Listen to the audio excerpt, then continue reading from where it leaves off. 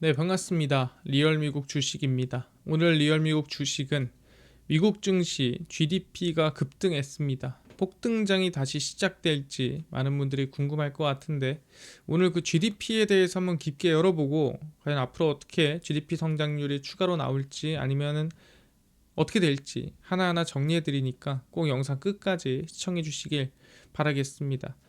최근 들어서 여러분들이 좀 관심을 많이 주고 계셔서 너무 감사드리고요. 조금 더 질 높은 영상으로 보답해 드리도록 하겠습니다. 일단 최근에 GDP 성장률이 높게 나왔습니다. 4.3%로 3분기가 긍정적이었고요. 예상치를 훌쩍 넘는 수준이었죠.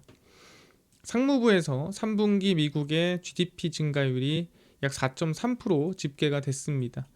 그래서 이 월스트리트 저널이 조사한 전문가 예상치가 3.2% 정도였는데 이것보다 훨씬 넘는 수치로 나오게 된 거죠.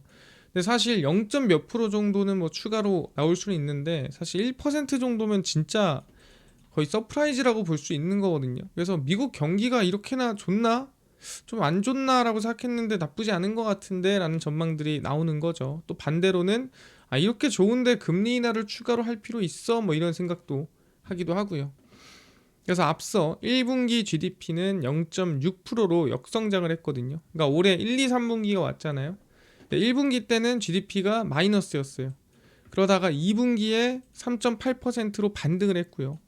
3분기에 4.3%까지 더 성장세가 크게 나왔습니다. 그래서 분기마다 성장세가 크게 나왔다. 1분기만 거의 박살이 났다라고 보시면 됩니다.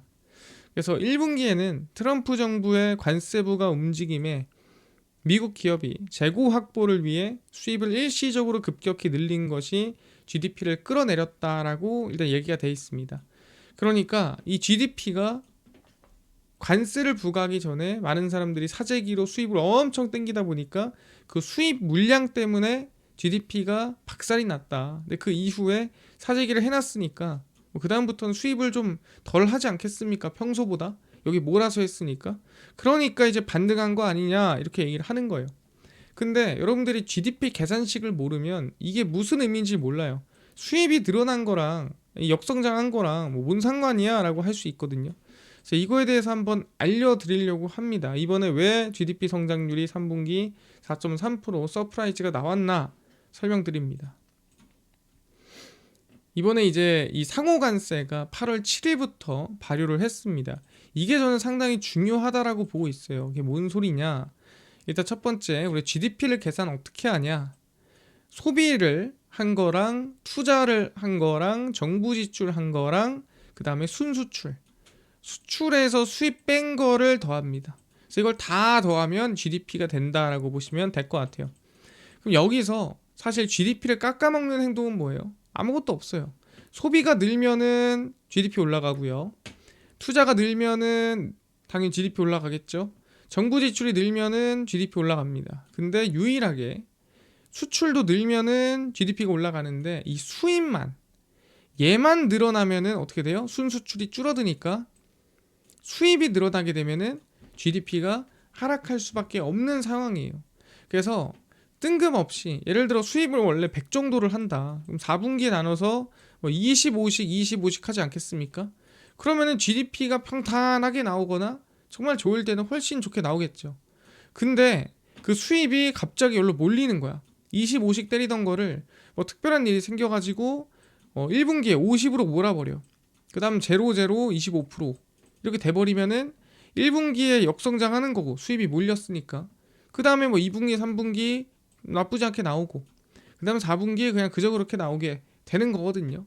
그래서 얘기하는 게 1분기에는 그 당시에 4월 관세부가 발표가 있었기 때문에 사실 그때 엄청나게 세게 할 거라고 생각하진 않았어요. 왜냐면은 예상치를 훨씬 넘어선 상태로 그때 관세 부과를 했는데 그 정도 아니고 한 10% 이렇게 하지 않을까라고 예상했거든요.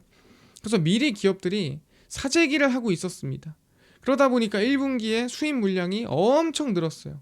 왜냐면 그때 처음 관세 부과하기 직전이었기 때문에 많은 기업들이 미리미리 좀 준비를 하고 있었습니다. 왜냐면 이제 과거에 우리가 2018년도에 이 관세를 부과할 때 분명 기업들이 있단 말이에요. 이 미중무역 전쟁 할 때. 그래서 기업들이 한번 당해봤기 때문에 이번에는 미리미리 대응할 수 있는 건데 그 대응한 것보다도 예상치를 훨씬 넘어서는 관세 부과를 하다 보니까 좀 리스크가 크긴 했지만 이때 사재기를 한 겁니다. 그러니까 GDP가 역성장을 한 거예요. 왜? 수입이 너무 크게 늘어서 순수출이 안 좋게 나온 거죠. 너무 안 좋게. 그래서 GDP가 빠진 겁니다. 그 다음부터 2분기부터는 뭐예요? 당연히 수입이 정상화 되겠죠. 뭔 소리냐면 많이 살 필요가 없어진 거예요. 사재기 했으니까 2분기부터는 조금씩만 사면 되는 거죠. 미리미리 사놨으니까. 그럼 어떻게 돼요? 수입이 확 줄어드니까 순수출이 그대로여도 확 늘어나겠죠. 그래서 GDP 성장률이 급반등하는 모습 보인 거예요. 그래서 0.6% 마이너스에서 3.8% 플러스로 바로 올라온 겁니다. 왜? 사재기 해놨으니까 수입이 확 줄어들어서 순수출이 확 늘어버려서 라고 생각하면 됩니다. 3분기도 역시나 8월 7일이 상호관세 발효된 겁니다. 그러면 당연히 사더라도 8월까지 어떻게 샀을 거고 그 다음 넘어서 우리가 흔히 알고 있는 8, 그 다음에 9 이 2달 동안에는 많이 샀을까요? 안 샀겠죠. 사봐야 7월까지였고 8, 9는 아예 수입이 없었을 거라고 저는 생각을 합니다. 그래서 수입이 분명 줄었을 거고 기존 사재기한 재고를 추수감사절이나 크리스마스에 사용하는 시즌이에요. 3, 4분기는. 그러다 보니까 7월에 좀 사고 아마 8월, 9월은 수입이 거의 없었을 거고 그렇다면은 순수출이 좋게 나왔구나. 그래서 3분기가 아까 얘기한 대로 4.3%라는 GDP가 나왔다라고 보는 겁니다. 여기서 우리가 알 수 있는 게 뭐예요? 진짜 경기가 성장하거나 미국의 경제가 너무 좋아요 라고 얘기할 수 있는 게 아니에요. 이거는 그냥 상호관세에 따라서 미리 사재기한 물량들 때문에 이 평탄하게 GDP가 나올 거를 1분기에 다 때려 맞은 거고 그 다음에 2분기, 3분기에 조금씩 나누면서 사실 GDP 성장률이 격하게 성장이 나온 겁니다. 왜냐면 이건 전년 대비가 아닙니다. 전분기 대비 몇 퍼센트냐, 전분기 대비 성장률이 몇 프로냐 이렇게 나오는 거거든요. 그러다 보니까 좋게 나왔구나 라고 볼 수가 있는 거예요. 그럼 우리는 지금 GDP를 보면서 미국 증시가 너무 좋구나, 미국 증시에 대한 성장이 너무 크게 나오고 있구나, 그렇게 판단해서는 안 된다라는 거죠. 이거를 판단하려면 어떻게 가야 돼? 내년 가야 돼. 2026년 가봐야 알 수 있는 거예요. 왜? 올해는 미리 사놓은 거, 나중에 사는 거, 조금 사둔 거 이러면서 평탄하지가 않아요.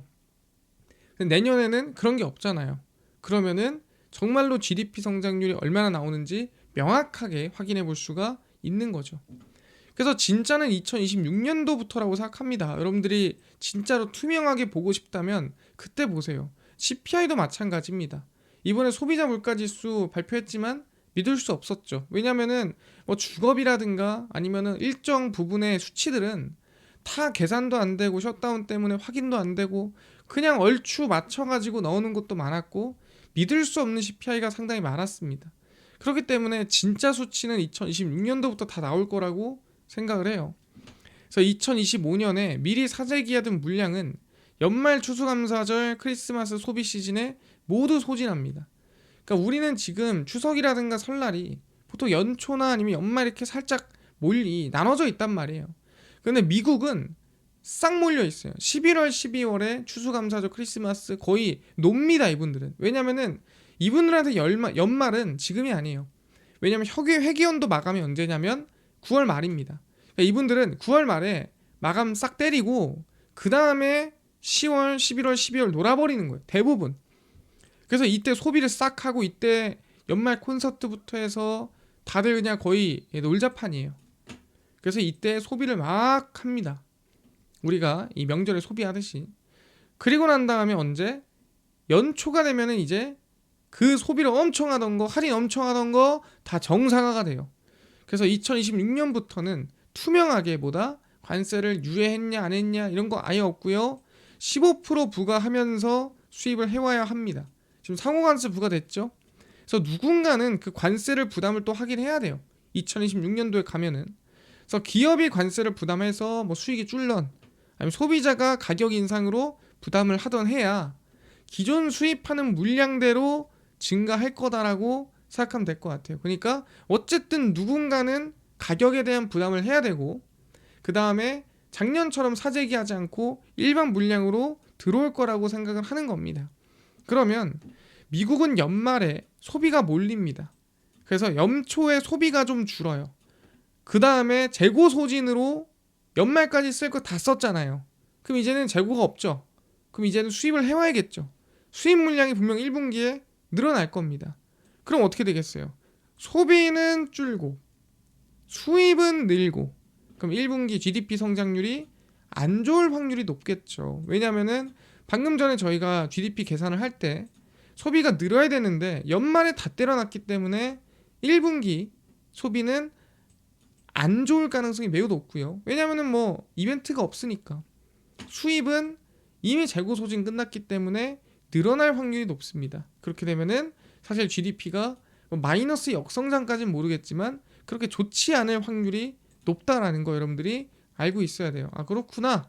그럼 일단 지금 4분기까지는 증시가 좋고 긍정적일 수는 있어요, 사실상. 근데 내년도 가면은 조금 분위기가 달라질 수 있다라는 거 알아둬야 되는데, 여기에 남아있는 또 호재가 있습니다. 그게 뭐냐면 바로 트럼프 상호관세 위헌이에요.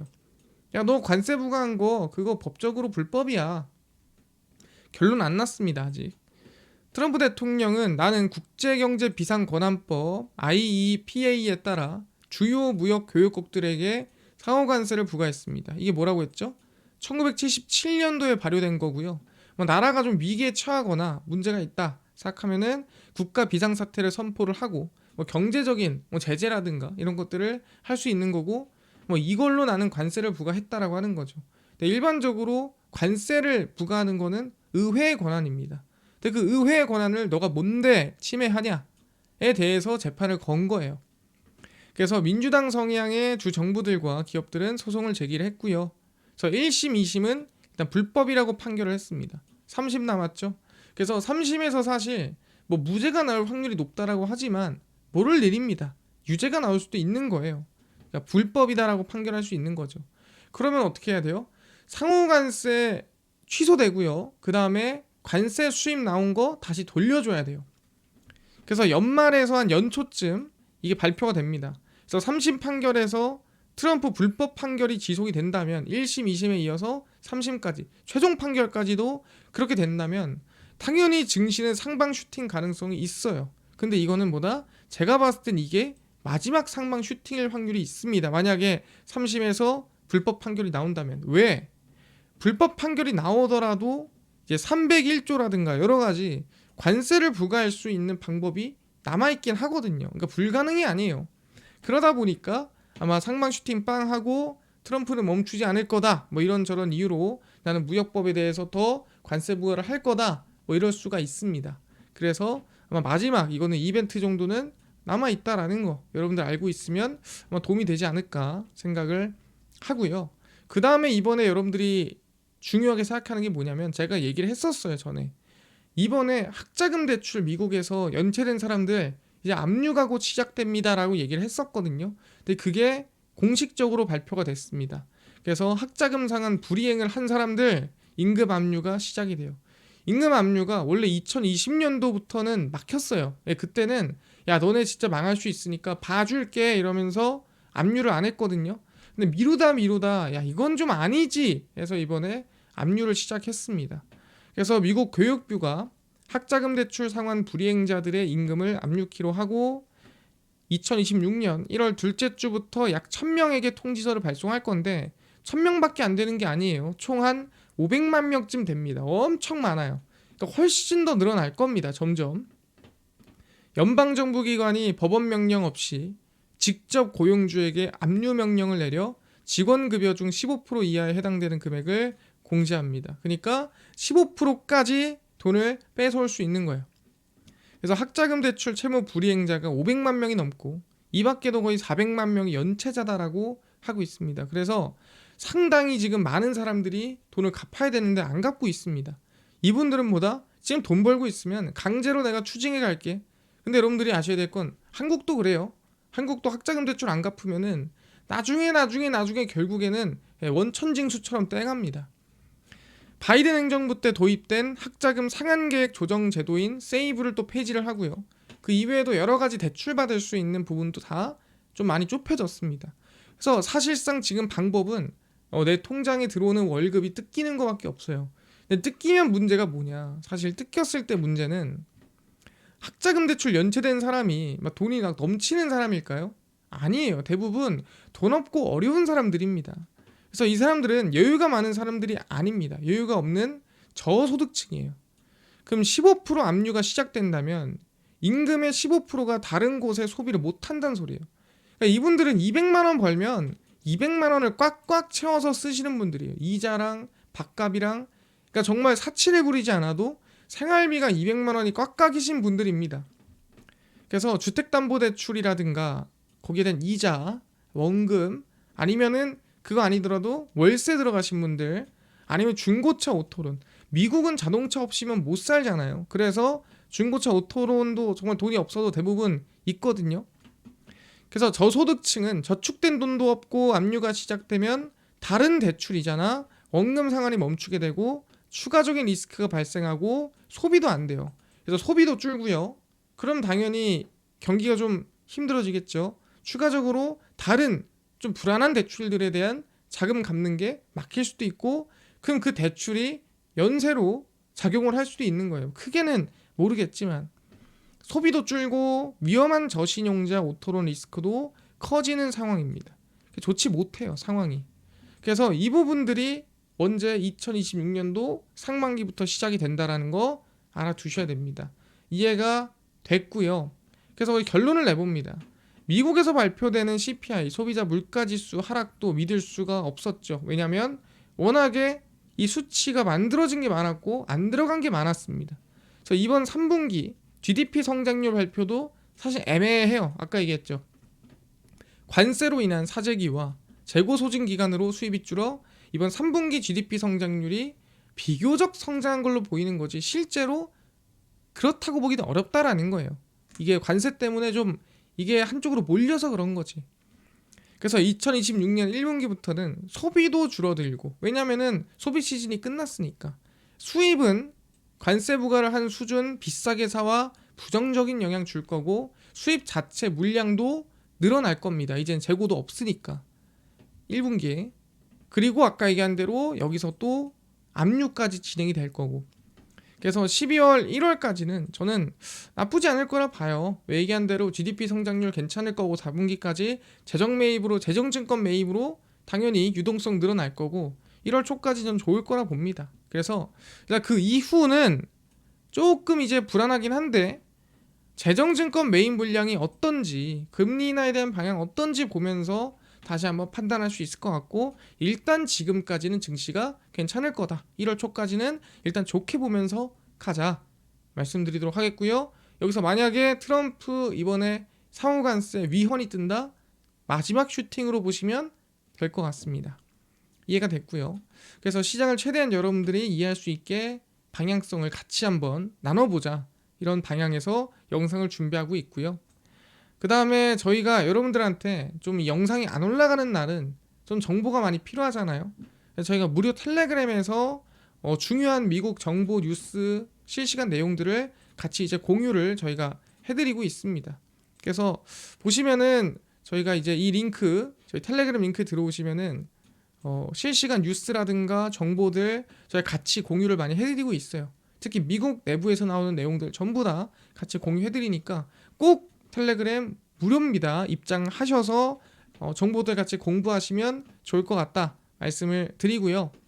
그뿐만 아니라 저희 유튜브 수요일 저녁 10시마다 올라옵니다. 여러분들의 관심과 사랑으로 유튜브 크니까요. 유튜브 구독, 영상 좋아요 부탁드리면서 오늘 영상 여기서 마치고 다음번에 더 좋은 영상으로 찾아뵙도록 하겠습니다. 감사합니다.